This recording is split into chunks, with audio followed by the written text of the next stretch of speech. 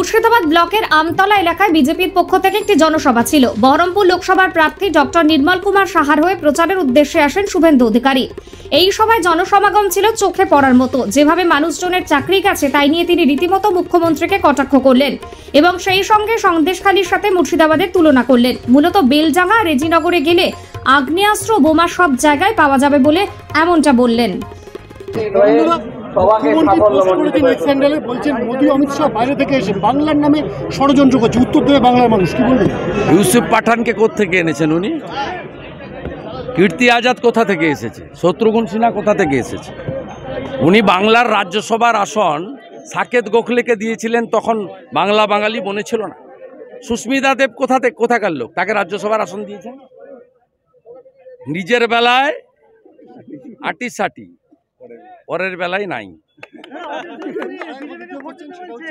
আমরা ভারতীয়ত্বে বিশ্বাস করি। 135 কোটি মানুষ, কাশ্মীর সে কন্যাকুমারী, দেশ আমারি দেশ আমারি। আমরা ইউসুফ পাঠানকে বহিরাগত বলি না। নির্লজ্জ মুখ্যমন্ত্রী, মিথ্যাবাদী, ফরাক্কায় দাঁড়িয়ে বলছে প্রধানমন্ত্রী অন্ন সুরক্ষা ওটা আমি রেশন দিই। কাঁদি মাস্টার প্ল্যান কেন্দ্রের 75% টাকা বলছে আমি করেছি। এত অসত্য ভাষণ, এত মিথ্যা কথা। এই মুখ্যমন্ত্রী 21-এর আগে বলেছিল ডবল ডবল চাকরি। কালকে পশ্চিমবাংলার 50 লক্ষ অন্নদাতা কৃষকের অ্যাকাউন্টে পিএম কিষাণ সম্মান নিধির কিস্তির টাকা ঢুকেছে। আমাদের কোনো প্রার্থী, কোনো নেতা, কেউ কোথাও বলেছে যে বিজেপিকে ভোট না দিলে পিএম কিষাণ সম্মান নিধি বন্ধ হয়ে যাব? আর আপনি মহিলাদের কাছে গিয়ে ভয় দেখাচ্ছেন যে লক্ষ্মী ভান্ডার বন্ধ হয়ে যাবে। না, ও বিজেপির ভোট ভাঙতে চাইছে।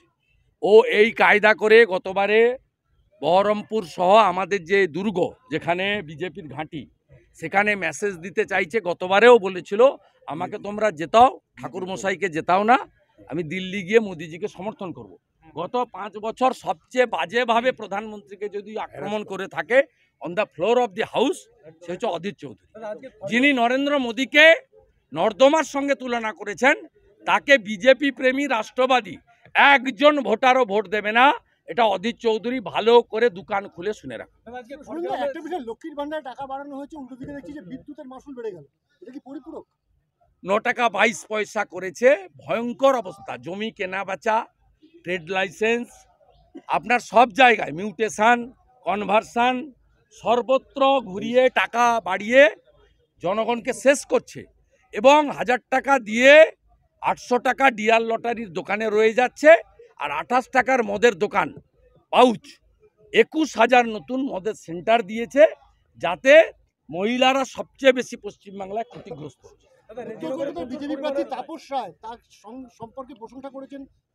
আমি ওনার সম্পর্কে বলবো না।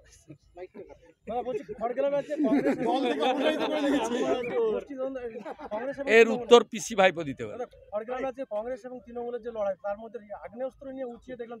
সর্বত্র আগ্নেয়াস্ত্র আছে। আমি এখানে লিস্ট পড়ে দিলাম, দেখলেন না?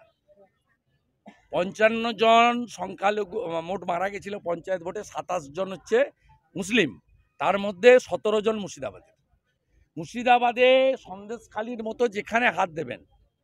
বেলডাঙ্গা রেজিনগরে তো আপনি যেখানে হাত দিবেন সেখান থেকে অস্ত্র পাওয়া যাবে, বোমা পাওয়া যাবে, নওদাতেও পাওয়া যাবে। হাবিবের ঘরে গেলে ওর ঘর থেকে পাওয়া যাবে।